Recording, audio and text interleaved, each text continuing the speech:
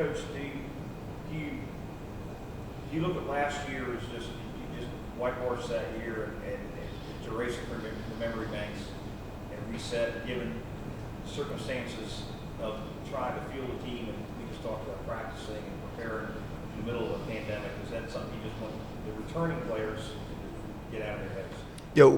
You want to do that, but at the same time, it's hard for them to kind of get it out of their head a little bit.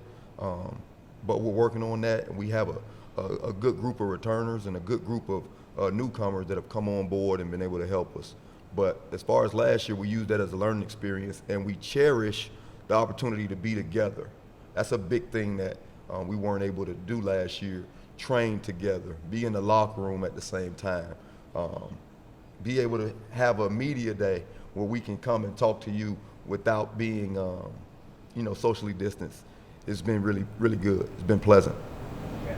And not having an off season and a normal preseason, how does that affect the team in general on the product you put on the floor? I think it really hurt us as far as just two ways. One of the first ways was just in training.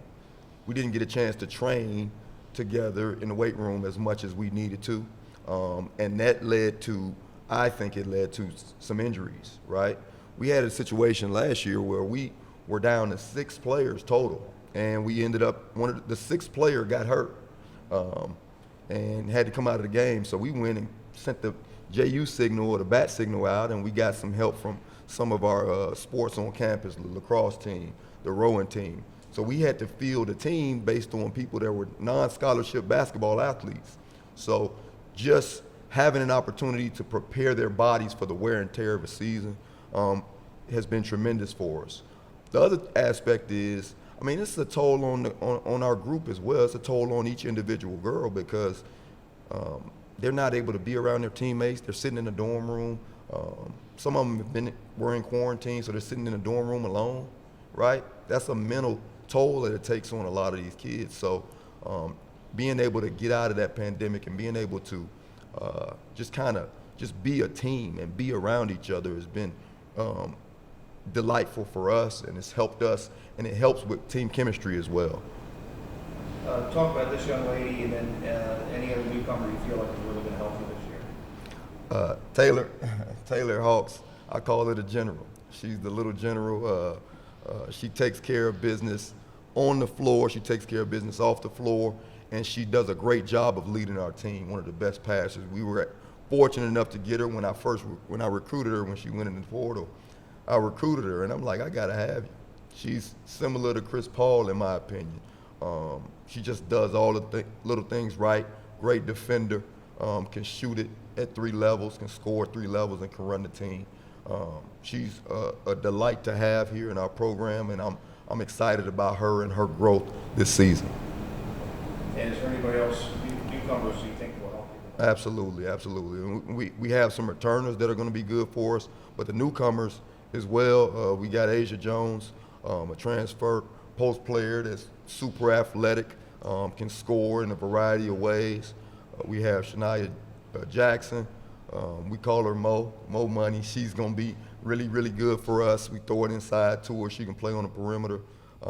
And then we have a freshman that's coming in that's going to be pretty good. Once she learns, Jaleesa Dunlap, those are the newcomers. But as far as the returners are concerned, we still have Denasia Shaw, who her freshman season led the ASUN Conference in 3-point field goal percentage. We got Deshari Graham, who led us in scoring last year. You got Michaela Edwards, who just a versatile player that can play inside, play outside. So we have a lot of great pieces, and I'm excited about them gelling. I'm excited about them coming together and putting a product on the floor that's going to be fun to watch, and it's going to epitomize what Relentless is in all aspects. Taylor, you could have stayed at Jacksonville State and still played in the ASUN. Probably didn't know that. But what went into your reasoning for wanting to come to JU, and what do you like about this team right now? I was just very fortunate and just ready to move into a different atmosphere, a new city, and just gain a new experience from different coaches and really just gel with the new team. And it's been a great experience so far. I feel like we've really gelled as a team. We're still learning different personalities and what we all like and dislike. So it's been great so far. Where do you think this team's going to be strong? What's right now? Definitely our ability to run up and down the court. I feel like we're very athletic. We can play with the best of them, and as long as we have that discipline, we're definitely we can go far. Chris Paul, that's a lofty comparison. Yeah. If you molded your game after him, or is that just something good? I definitely do.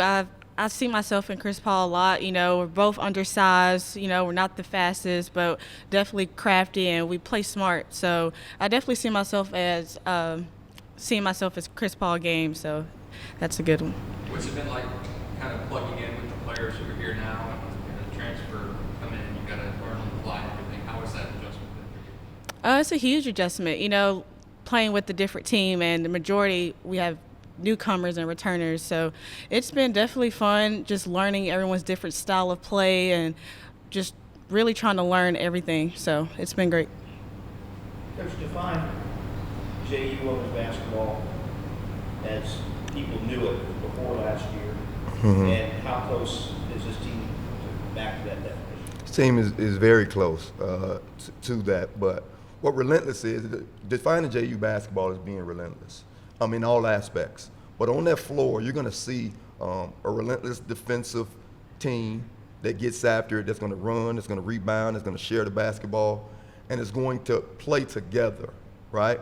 Play together, play as one, and just make sure we go get every rebound, every loose ball, every shot we have for our shooters. We're shooting it with confidence, and we're just going to get out there and put our best foot forward every single night. That's what it's about. But the games I saw last year in person, they played hard.